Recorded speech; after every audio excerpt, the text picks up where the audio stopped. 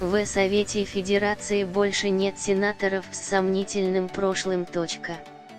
Ситуация с сенатором от Карачаева-Черкесии Рауфом Арашуковым выпадает из общей ситуации.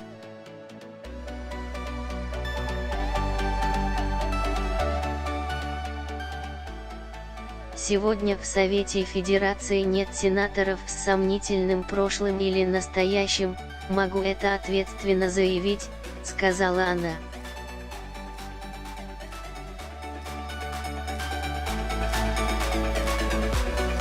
Спикер Совы Феда подчеркнула, что на момент прихода в палату у Арашукова не было судимостей, однако были слухи о том, что он может быть причастным к ряду преступлений.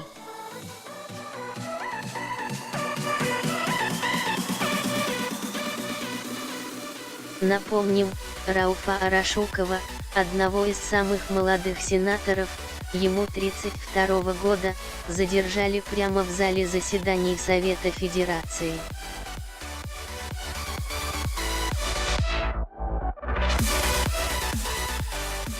Неприкосновенность с него сняли после выступления генерального прокурора Юрия Чайки, причем, по словам Матвиенко, Арашуков пытался уйти с заседания, но она сказала ему, чтобы он вернулся на место.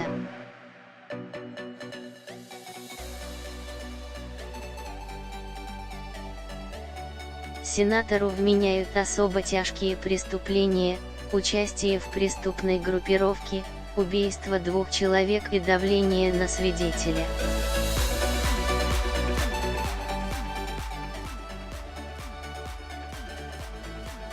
Вместе с Арашуковым задержан его отец, советник главы «Газпром Межрегионгаз». Его следствие считает создателем ОПГ и участником хищения 30 миллиардов рублей «Газпрома».